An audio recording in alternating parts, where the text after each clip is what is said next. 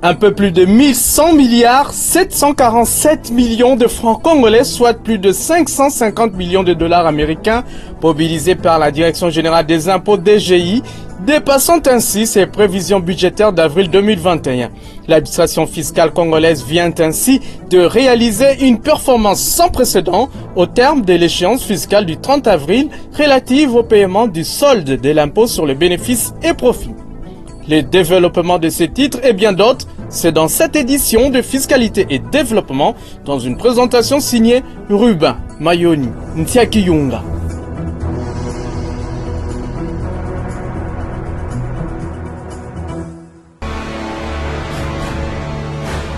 Agence Galaxy Media, la passion de développer la RDC. Madame, Monsieur, nous sommes très heureux de vous retrouver dans le cadre de cette grand-messe des finances publiques en République démocratique du Congo, fiscalité et développement. Comme annoncé dans le sommaire, la Direction générale des impôts DGI vient de crever le plafond de ses assignations du mois d'avril 2021 en mobilisant un peu plus de 1100 milliards de francs congolais. Le sujet a été évoqué au cours d'une émission spéciale animée par Jérôme Sekana Penepapa, dont je vous propose un extrait. Regardez. Vous savez, tout ne dépend pas des moyens, mais la plus grande arme que nous avons utilisée, c'est la volonté. Et souvent, quand on parle de leadership, cela signifie que les gens qui dirigent ont une mission, ils ont une vision, ils élaborent les stratégies et ils fixent les objectifs. Mais ça ne suffit pas. Il faudra que l'ensemble du personnel adhère à ces programmes.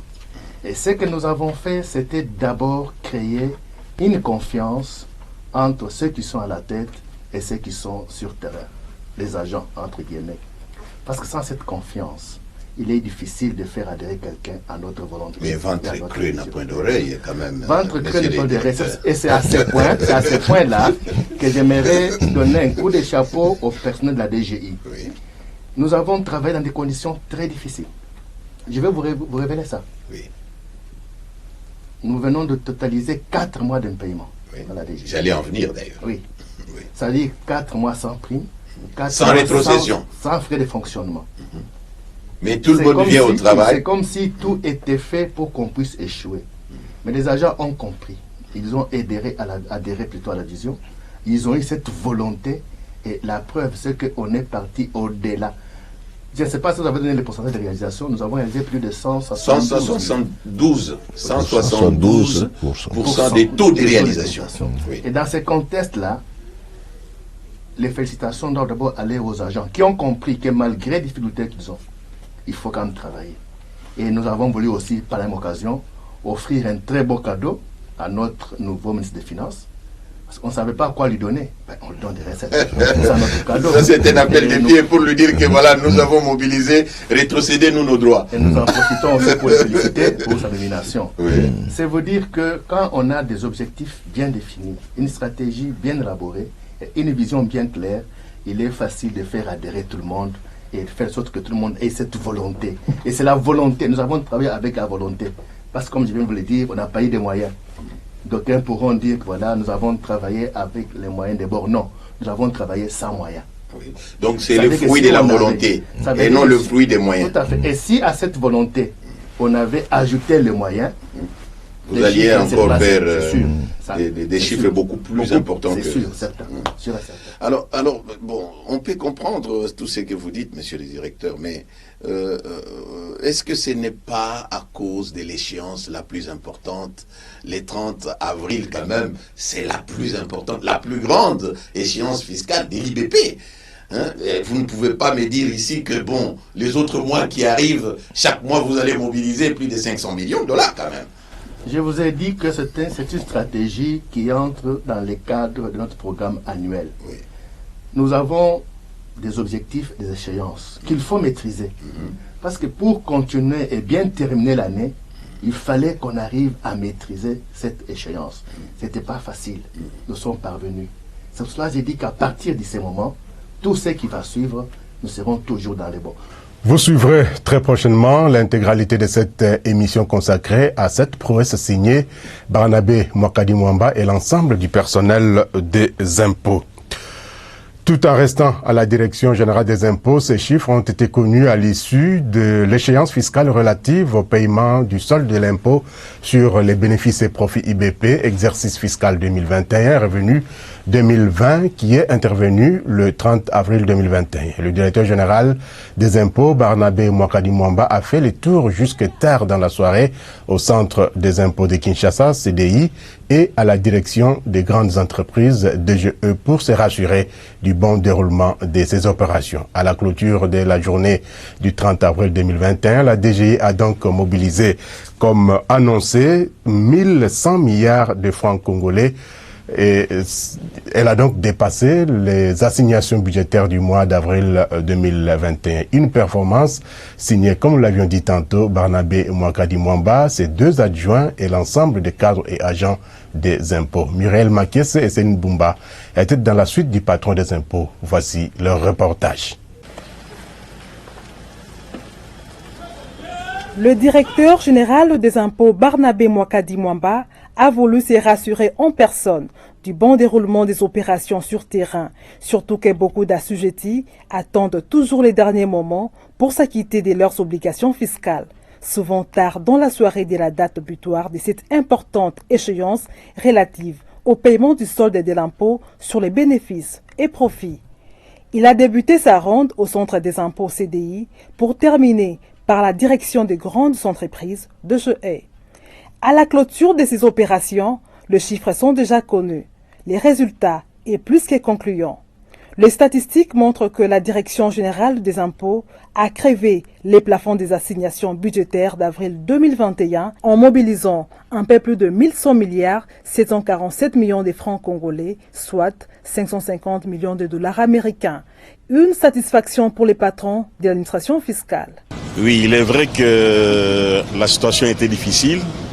Elle est toujours difficile, mais avec les stratégies mises en place, je pense qu'on va atteindre, voire dépasser. Nous avons d'abord sensibilisé les contribuables pour leur dire que le gouvernement a grandement besoin de recettes pour faire bien sa politique. Et pas seulement les contribuables, nous avons sensibilisé aussi les agents pour leur dire que le gouvernement attend beaucoup de nous. Nous sommes mis en jeu et voilà, aujourd'hui, nous avons atteint les prévisions, voire les dépasser. C'est ainsi que je tiens vraiment à remercier tous les personnels de la DGI pour avoir fourni des grands efforts afin d'atteindre les assignations et les dépasser même. Plusieurs stratégies ont été peaufinées sous l'impulsion du patron des impôts dans les soucis d'aboutir à une meilleure mobilisation des recettes. Parmi ces intelligences, il y a entre autres la politique des porte-en-porte, l'exécution des job descriptions et le suivi des référentiels de la TVA. Pour le moment, nous avons atteint et nous avons même dépassé ces assignations.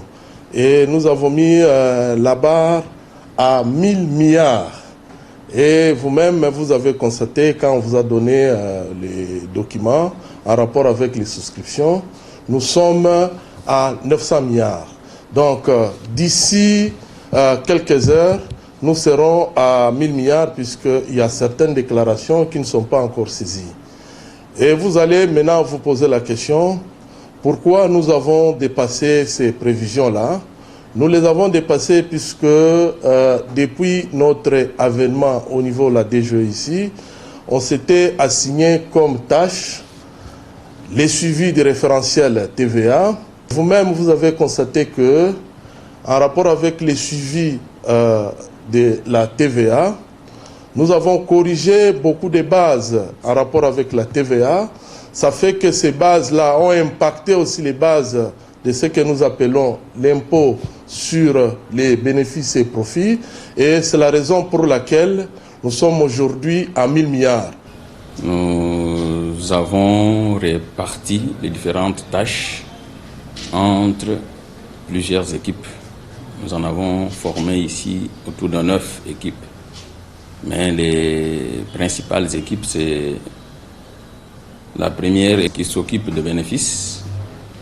Il y a une deuxième équipe qui s'occupe des pertes. Il y a une équipe qui s'occupe de sans activité. Et puis il y a une équipe du régime fiscal d'exception, donc c'est-à-dire ceux qui ont des exonérations. Les autres équipes sont des équipes auxiliaires qui sont là pour la logistique, le matériel, etc. Pour que le travail se passe bien. Entre autres, il y a les ressources humaines, il y a l'informatique. Donc c'est ce que nous attendons aujourd'hui. Parce que dans tout cela, il y a plus de 1000 qui sont en cessation d'activité ou en liquidation. Depuis quelque temps, la nouvelle équipe dirigeante de la DGI, avec les efforts et les dévouements de l'ensemble du personnel des impôts, ne cesse de se distinguer en donnant des réponses positives aux attentes du gouvernement. Malgré les contextes très difficiles liés à la pandémie du coronavirus, plongeant davantage le pays dans une crise socio-économique sans précédent, les stratégies mises sur pied par l'administration fiscale congolaise ont donné des résultats escomptés. Et les chiffres obtenus les démontrent clairement. En attendant, les réformes fiscales promises par le Premier ministre Sama Lukonde qui vont encore augmenter les performances de cette régie financière.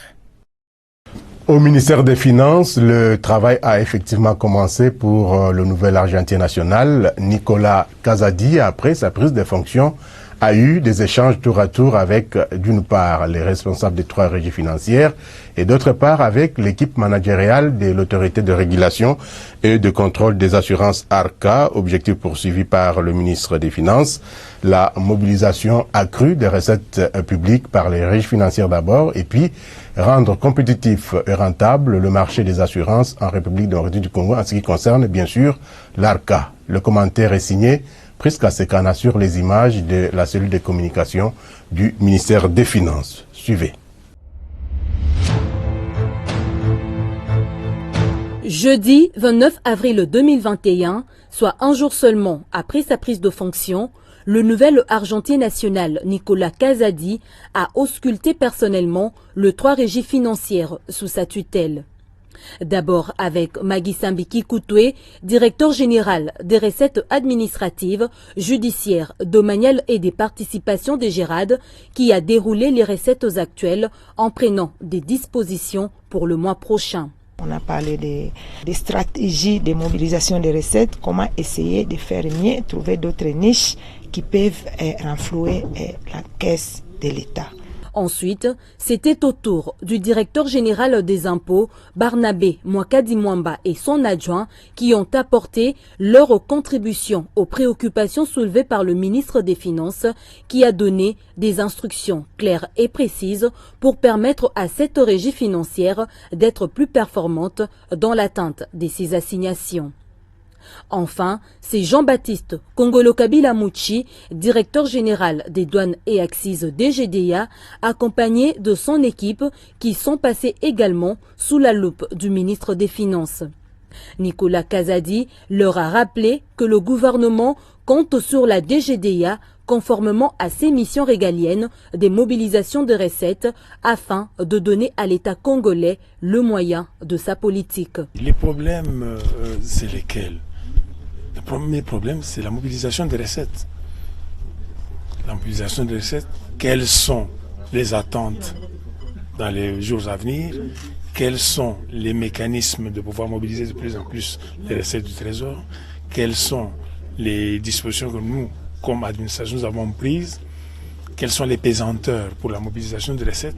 Tels sont les problèmes que nous avons essayé de changer avec l'autorité de tutelle pour voir de quelle façon nous pouvons obtenir son appui et aussi quelles sont les orientations que nous devrions recevoir de lui pour essayer d'arriver à mobiliser de plus en plus les recettes dues au Trésor public. Vous savez, les finances publiques, c'est cela, et en vue de donner au gouvernement les moyens de sa politique. Connaissant l'importance que revêt le secteur des assurances dans l'économie nationale, Nicolas Kazadi s'est également entretenu avec Alain Kanindangalula, directeur général ad intérim de l'autorité de régulation et de contrôle des assurances ARCA. Face à la faiblesse du marché des assurances au pays et son faible taux de pénétration du marché, Nicolas Kazadi a donné, après examen du dossier ARCA, des instructions claires à son management, chiffres à l'appui. Signalons que la remise et reprise entre le ministre Nicolas Kazadi et son prédécesseur José Sélé-Alagouli est intervenue le mercredi 28 avril. Le nouvel Argentine national entend mener des actions tous azimuts pour une mobilisation accrue de ressources internes de l'État. Et puis, ce communiqué officiel de la Direction générale des recettes administratives, judiciaires, domaniales et des participations de Gérard, qui porte à la connaissance du public en général et de son personnel en particulier qu'un compte Facebook au nom de son directeur général est opérationnel à ce jour. Il s'agit du compte Magui Sambi Kikoutoué. En entendant les résultats des enquêtes en cours, la DGRAD prévient que tout message ou information émanant de ce compte n'engage pas son directeur général qui n'est pas enregistré sur les réseaux sociaux. Aussi, elle sollicite l'implication de tous pour mettre hors d'état de nuire ces personnes mal intentionnées.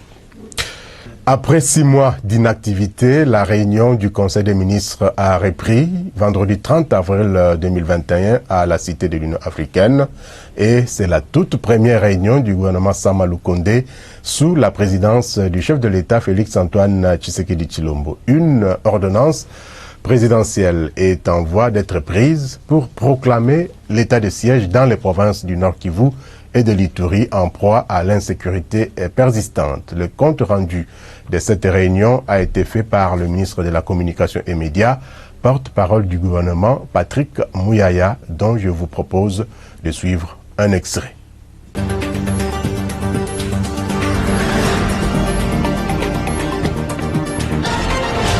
Au regard de la gravité de la situation, particulièrement dans certaines provinces de l'Est de la République démocratique du Congo, le président de la République, chef de l'État, commandant suprême de forces armées de la République démocratique du Congo et de la police nationale congolaise, a informé le Conseil de ministres de sa décision de proclamer, conformément à l'article 85 de la Constitution, un état de siège dans les provinces du Nord Kivu et de l'Ituri, et ce, après concertation avec le Premier ministre et les 2 présidents de chambre du Parlement, Conseil supérieur de la défense entendu.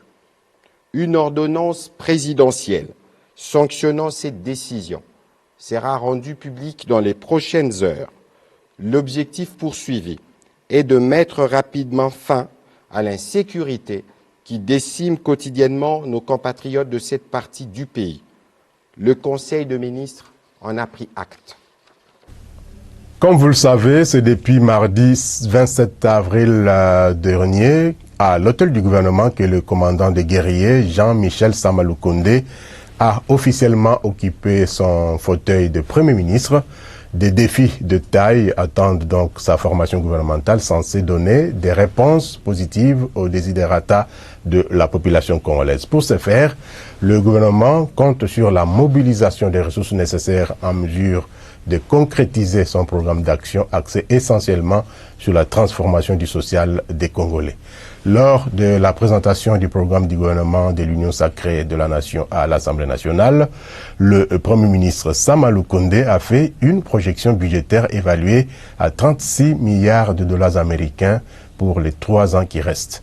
Cela semble réaliste au regard d'innombrables ressources naturelles que dispose la République démocratique du Congo.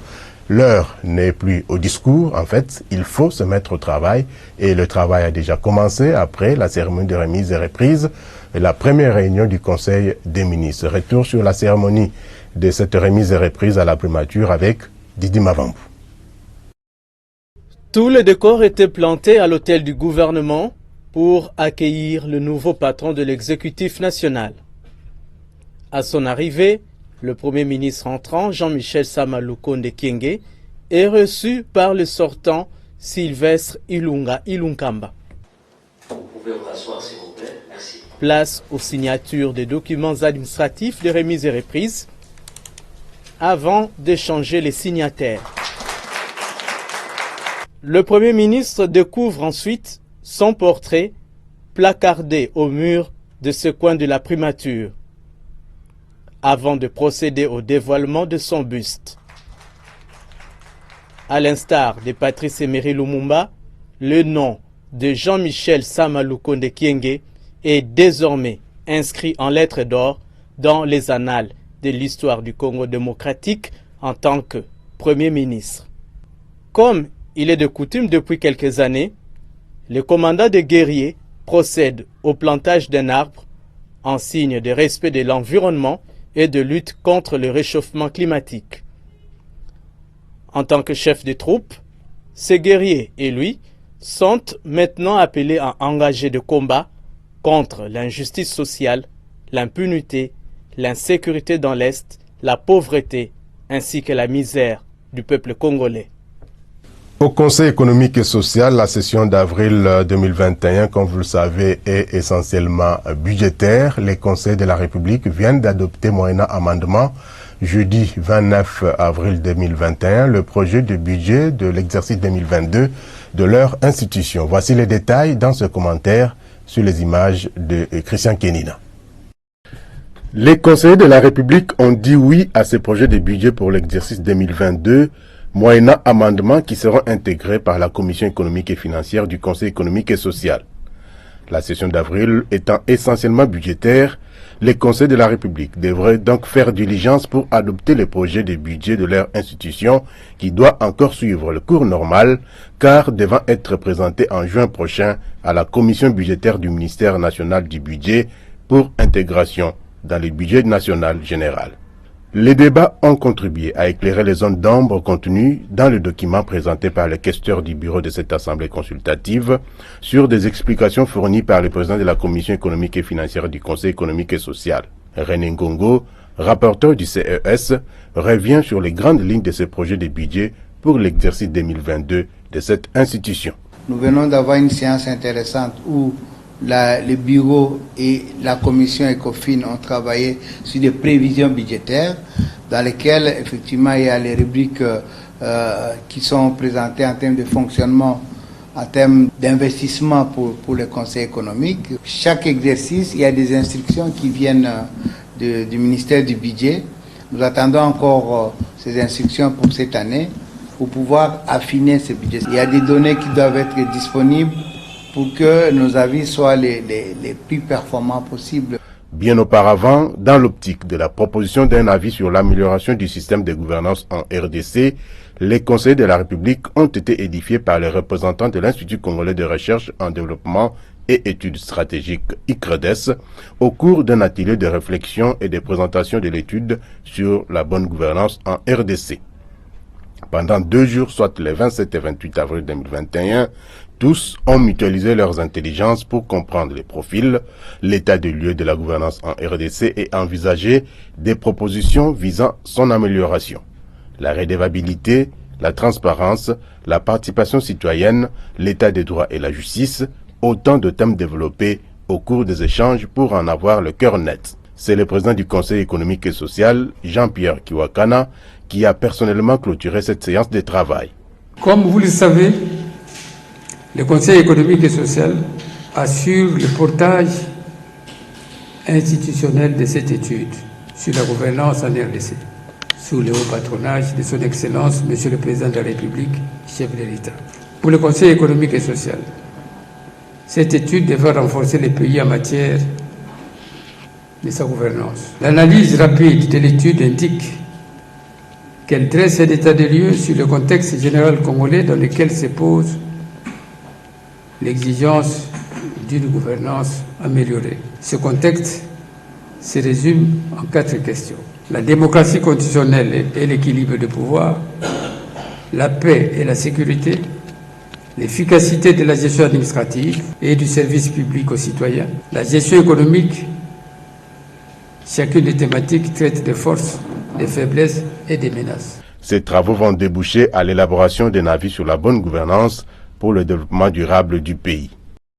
Signalons par ailleurs que les conseils de la République vont se réunir ce lundi 3 mai 2021 en une séance académique sous la direction du président Jean-Pierre Kiwakana. Le dossier minier sera donc au menu des échanges avec le nouveau code minier de 2018. Un invité spécial, il s'agit du président de la FEC, Fédération des entreprises du Congo, et président du conseil d'administration de la GECAMIN, Albert Yuma Moulimbi, compte tenu de l'importance que revêt le secteur minier en République démocratique du Congo, cette plénière vaut donc son pesant d'or pour permettre au peuple congolais de tirer le maximum de profit de ses ressources naturelles, dont les mines.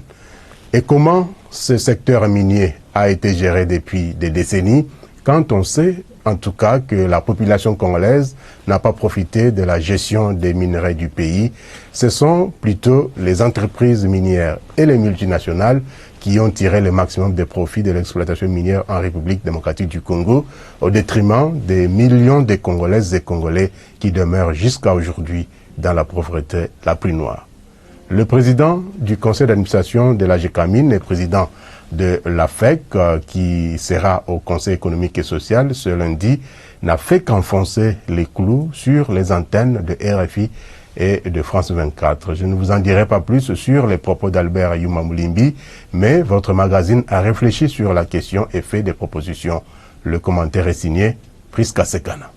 Tous ceux qui ont vendu à vil prix des titres ou actifs de l'État congolais ont violé systématiquement plusieurs articles de notre Constitution du 18 février 2006, notamment les articles 56, 57, 58 et 59 qui stipulent, article 56, tout acte, tout accord, toute convention, tout arrangement ou tout autre fait qui a pour conséquence de priver la nation, les personnes physiques ou morales, de tout ou partie de leurs propres moyens d'existence, tirés de leurs ressources ou de leurs richesses naturelles, sans préjudice des dispositions internationales sur le crime économique, est érigé en infraction des pillages punis par la loi.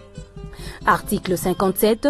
Les actes visés à l'article précédent ainsi que leurs tentatives, quelles qu'en soient les modalités, s'ils sont le fait d'une personne investie d'autorité publique, sont punis comme infraction de haute trahison. Article 58. Tous les Congolais ont le droit de jouir des richesses nationales. L'État a le devoir de les redistribuer équitablement et de garantir le droit au développement. Article 59. Tous les Congolais ont le droit de jouir du patrimoine commun de l'humanité. L'État a le devoir d'en faciliter la jouissance. Fin de citation. Ces richesses profitent plus à une poignée de dirigeants véreux au détriment du peuple congolais qui croupit dans la misère. Ces actifs au titre minier, achetés depuis plusieurs années à vil prix par des intermédiaires à Kinshasa et revendus quelques jours après aux multinationales à New York à des centaines, des millions, voire des milliards de dollars américains, sont une propriété exclusive du souverain primaire. D'où l'État congolais subit des décisions souvent injustes des nouveaux propriétaires de ses propres richesses et se contente des miettes qui tombent dans le trésor public au travers des impôts, taxes et autres droits.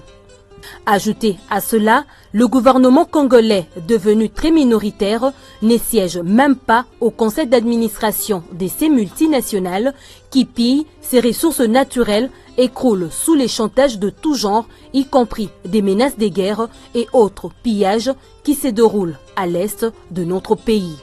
C'est le FMI, c'est la Banque mondiale qui décide de céder vos richesses à des entreprises. Qui conseillent, ils vous disent, vous, État congolais, vous n'avez plus les moyens financiers de maintenir et de développer vos actifs miniers. Nous vous conseillons gentiment. Oui, on sait comment on conseille. Voilà, de céder ça à des partenaires techniques et financiers internationaux qui sont spécialisés et qui ont les moyens et ils vont développer ça à votre place. C'est l'erreur fatale qu'on a faite qu'on ne devrait jamais faire. Quand on dit que la RDC a exporté plus de 1 million de tonnes de cuivre et près de 100 000 tonnes de cobalt, c'est 5 ou 6 entreprises étrangères dans lesquelles, malheureusement, l'entreprise de l'État GECAMIN n'est qu'un actionnaire minoritaire qui n'a quasiment rien à dire. Ah bon? Et donc, aujourd'hui, qu'est-ce qui se passe? C'est que quand l'État était seul avec son entreprise GECAMIN, seul dans le secteur minier, produisait près de 500 000 tonnes par an, et la GECAMIN subvenait à près de 70% à tous les besoins budgétaires de l'État. Mais aujourd'hui, avec plus d'1 million de tonnes exportées, ces entreprises ne contribuent même pas à 17% aux revenus de l'État. Pendant 15 ans, 20 ans, alors que nous avions promis des dividendes pour la GECAMIN, des impôts pour l'État pour nous reconstruire, rien n'est venu. Le contrôle a posteriori qu'effectue le Parlement sur l'action gouvernementale ressemble de plus en plus à faire venir un médecin pour une intervention urgente après la mort de son patient. C'est exactement ce qui se passe encore avec la gestion de nos ressources naturelles par le gouvernement qui se sont succédés en RDC depuis la cession de notre pays à la souveraineté nationale et internationale le 30 juin 1960. Nous avons nous-mêmes aussi intérêt à entrer dans l'histoire du monde, dans la gestion économique de ce monde. Parce que nous avons du répondant. Nous sommes détenteurs dans notre sous-sol de près de ou plus de 60% des minerais stratégiques. Ceux qui vont faire l'économie de demain se trouvent ici au Congo. Mais si nous sommes distraits, vous savez ce qui risque de nous arriver? On va nous faire une guerre ici, comme en Irak, comme en Afghanistan. Des multinationales vont prendre des pans entiers de notre pays et vont les diriger avec des seigneurs de guerre uniquement pour exploiter nos richesses. Et demain, quand il n'y aura plus rien, on nous abandonnera et nous ressemblerons à la Somalie. C'est ça qui risque de nous arriver si nous ne sommes pas vigilants. Notre pays est très riche, mais nous devons être d'abord, nous, les propriétaires de ce pays, et dire ce que nous voulons. Nous ne fermons les portes à personne, mais nous voulons que ceux qui vont venir ici tiennent compte aussi de nos desiderata. Voilà pourquoi l'agence Galaxy Media demande au gouvernement d'engager des cabinets spécialisés pour lui permettre de revisiter tout le contrat signé en rapport avec l'exploitation de ressources naturelles congolaises. Les adapter aux standards internationaux comme l'actuel contrat signé entre la Gécamine et Desiwa où la Gécamine a droit à 49% de part et CNMC 51% et de traduire en justice pour haute trahison tous ceux qui ont bradé les richesses nationales de la RDC pour s'enrichir individuellement. Que les biens de tous ces mauvais citoyens soient saisis par la justice et vendus aux enchères pour permettre à l'État de récupérer ses droits. Au Parlement, de voter une loi qui va interdire strictement au gouvernement ou à l'exécutif dans son ensemble de vendre les actifs ou titres valant espèces des sociétés ou entreprises au public sans l'autorisation expresse du Parlement réuni en Congrès. Voter une loi qui érige toutes les richesses naturelles comme un patrimoine inaliénable du peuple congolais. Changer l'article 9 de notre Constitution qui stipule l'État exerce une souveraineté permanente, notamment sur le sol, le sous-sol, les eaux et le forêt, sur les espaces aériens, fluviales, lacustres et maritimes congolais, ainsi que la mer territoriale congolaise et sur les plateaux continentaux. Les modalités de gestion et de concession du domaine de l'État visées à l'alinéa précédent sont déterminées par la loi. Car l'État n'a pas à exercer sa souveraineté sur quelque chose qui lui appartient. Il faut évoquer ici la loi Bakajika qui stipule que le sol et le sous-sol, les espaces maritimes, le forêt et espaces aériens appartiennent à l'État congolais. Voter une loi sur le renforcement de la citoyenneté et le patriotisme dans les chefs des mandataires, ministrables, présidentiables ou tous ceux qui veulent assumer ou briguer les mandats publics en RDC. Au chef de l'État de saisir les Nations Unies et la Cour pénale internationale contre toutes les multinationales qui ont bradé les richesses naturelles de la RDC afin que l'État congolais et son peuple souverain puissent être rétablis dans leurs droits légitimes. La récréation sur les bradages de ressources naturelles de la RDC, récréation qui n'a que trop duré, puisse définitivement prendre fin. Les souverains primaires congolais et toutes les générations futures de la RDC applaudiront son Excellence Félix Antoine Tshisekedi Tshilombo comme un grand chef de l'État d'un grand pays qu'est la République démocratique du Congo. Faisons une fois de plus un tour à l'intérieur du pays où le gouverneur intérimaire de la province du Kasaï oriental, Madame Jeannette Longa Moussamba, et la délégation du Fonds de promotion de l'industrie conduite par le directeur adjoint aux études François Ampouila ont visité quelques infrastructures de base à réhabiliter sur financement bien sûr du FPI dans le cadre du programme présidentiel accéléré de lutte contre la pauvreté et la réduction des inégalités. Il s'agit entre autres des écoles primaires du 4 janvier et du 20 mai, de l'hôpital général de référence de Dipumba et de l'hôpital Saint-Jean-Baptiste de Cancelé. Images et commentaires. Première étape de cette tournée, le complexe scolaire du 4 janvier situé le long du boulevard Laurent-Désiré Kabila. Jeannette Longa Moussamba, gouverneur ad intérim du Kasaï oriental, et François Ampouila, directeur adjoint des études au Fonds de promotion de l'industrie, ont visité symboliquement 2 salles de classe de cet établissement scolaire retenu parmi les 4 pour réhabilitation dans le cadre du programme présidentiel accéléré de lutte contre la pauvreté et la réduction des inégalités. Le cortège s'est ensuite rendu à l'Institut Kalenda Moudichi, une des écoles de formation du président de la République, où la délégation a été accueillie par un bain de foule d'élèves et d'enseignants dont la gratitude a été exprimée par le préfet, l'abbé Désiré Mpundulula, qui attend impatiemment la réalisation du programme. À l'hôpital général de référence de Dipumba, Jeannette Moussamba et François Ampouila se sont rendus compte de la disponibilité des locaux devant servir au bureau du programme national de transfusion sanguine avant de se rendre à l'hôpital général de référence Saint-Jean-Baptiste Cancelé où la délégation a visité quelques services y organisés.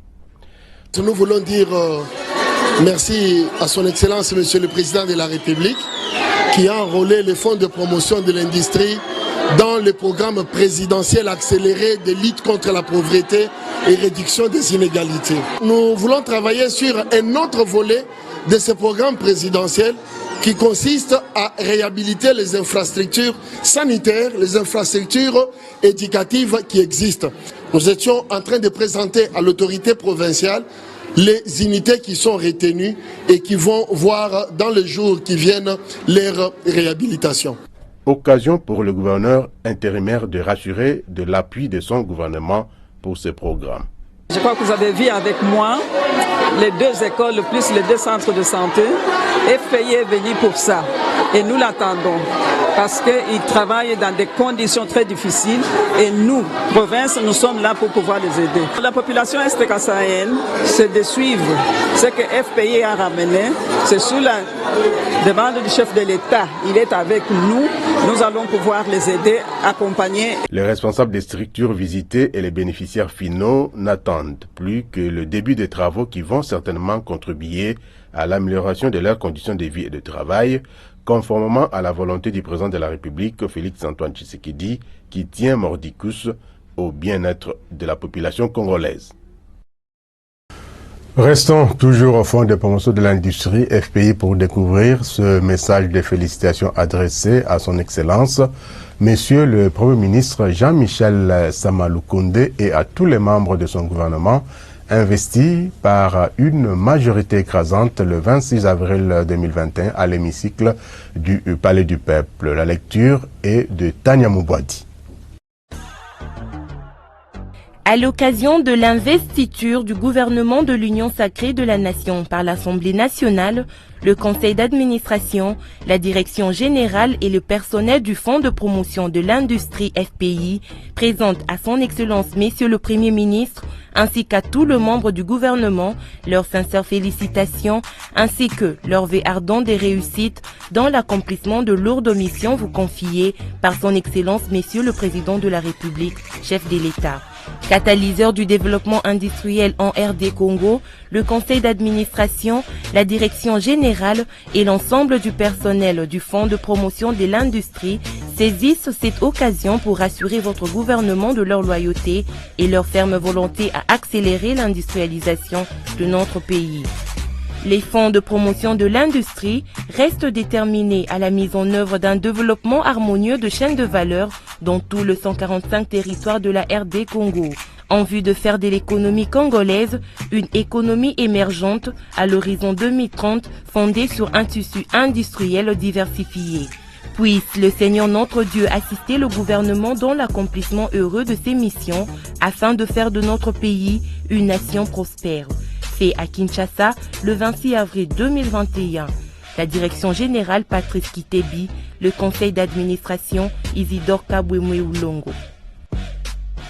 Et puis, un nouvel ouvrage vient d'enrichir les rayons des bibliothèques congolaises. Il s'agit du livre de Rémi Kachoko intitulé « Réforme du secteur de l'électricité en RDC, les écueils d'une politique publique de développement ». Il a été porté sur les fonds baptismaux le jeudi 29 avril 2021 à l'hôtel Memling de Kinshasa. Marlène Bassoussou et Céline Boumba pour le reportage.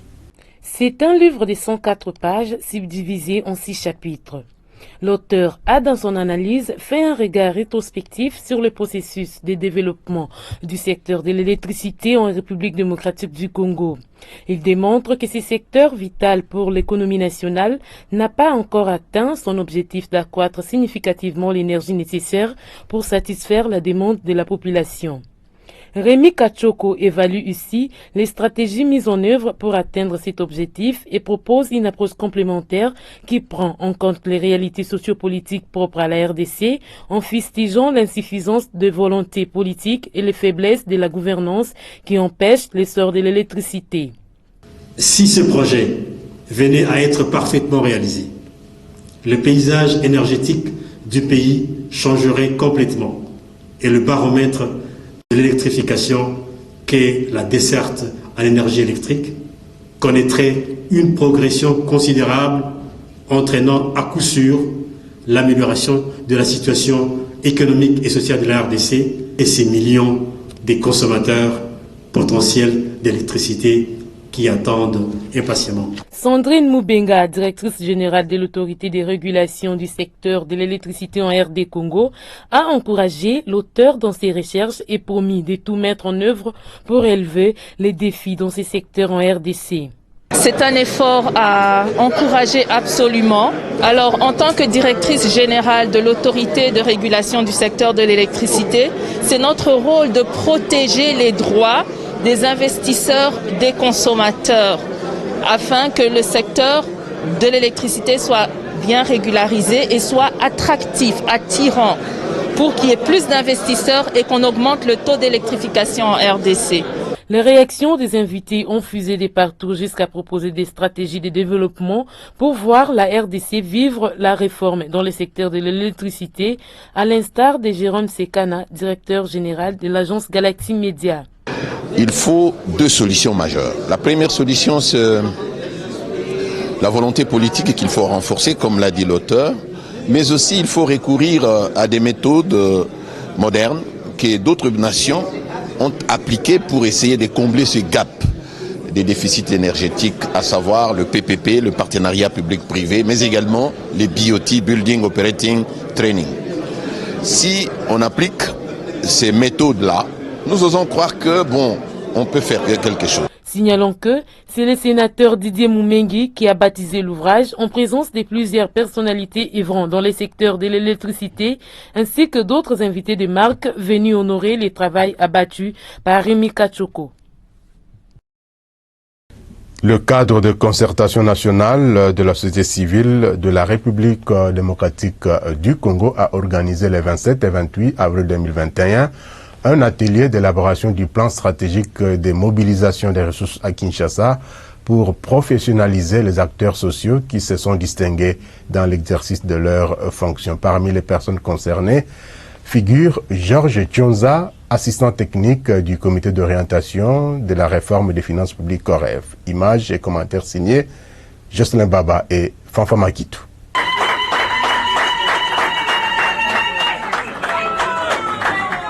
Georges Tchonza, une figure emblématique dans le milieu des organisations de la société civile congolaise, couronné pour ses contributions intellectuelles dans le domaine des finances publiques, tant au niveau national qu'aux entités décentralisées.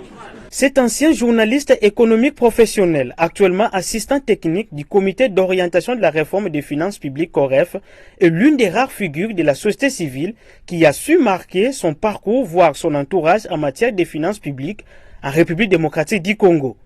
Ce prix qui lui est décerné par les cadres de concertation nationale de la société civile symbolise la reconnaissance de son courage et de ses compétences mises à la disposition de la nation.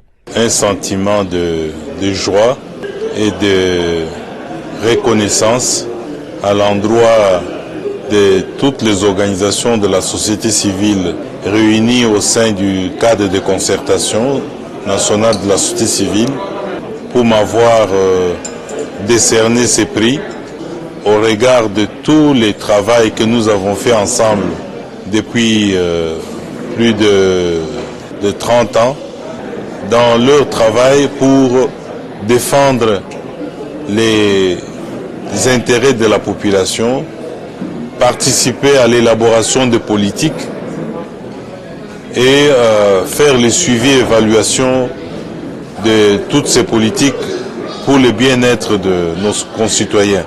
Cette activité de reconnaissance des mérites a été précédée d'un atelier d'élaboration du plan stratégique et de mobilisation des ressources à Kinshasa, organisé par les cadres de concertation nationale des organisations de la société civile de la République démocratique du Congo.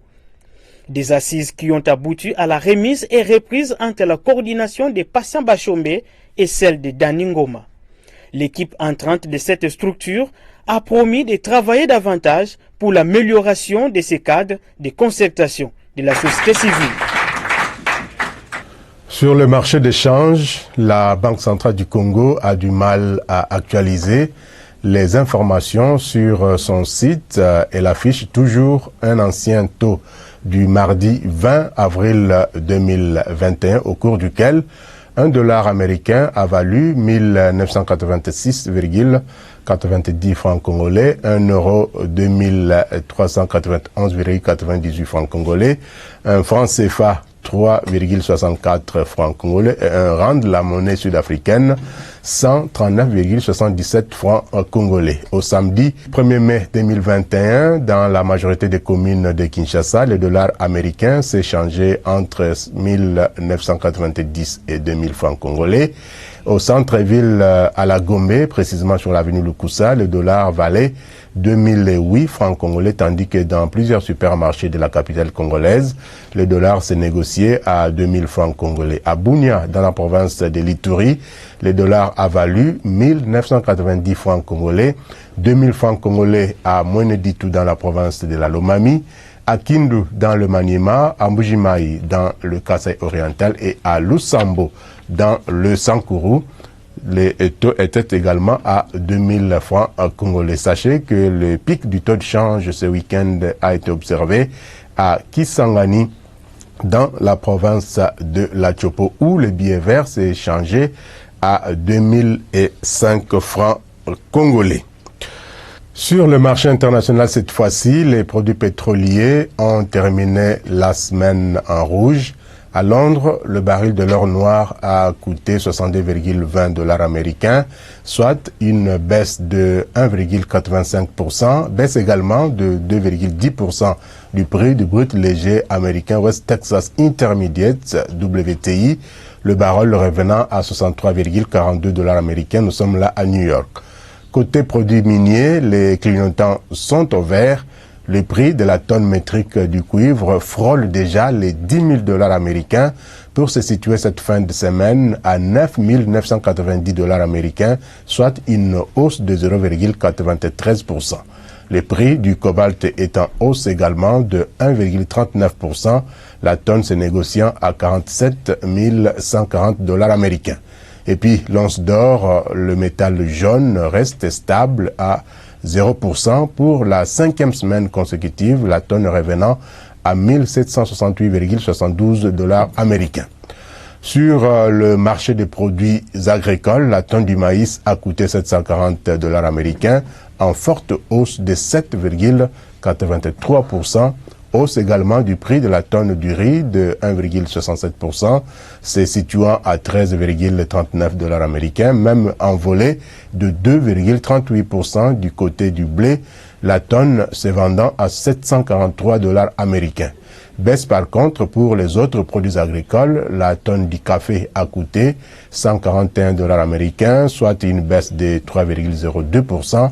La tonne de l'or brun, le cacao, s'est situé à 2382 $ américains, en baisse de 3,64%. Enfin, le coton a perdu 1,61% de sa valeur, la tonne s'est négociant à 88 $ américains. Fidèles téléspectateurs, mesdames et messieurs, c'est par cette note des cours des matières premières sur le marché international que nous mettons un terme à cette émission que nous dédions à tous nos compatriotes de Beni, Butembo et Bunia dans les provinces du Nord Kivu et de l'Ituri qui se verront en tout cas appliquer un état de siège pour éradiquer une fois pour toutes l'insécurité qui sévit dans cette partie de la République. Nous sommes ensemble avec vous. Au revoir et à très bientôt pour d'autres actualités économiques, financières et fiscales ainsi que de développement pour notre pays, la République démocratique du Congo. Au revoir et bye bye.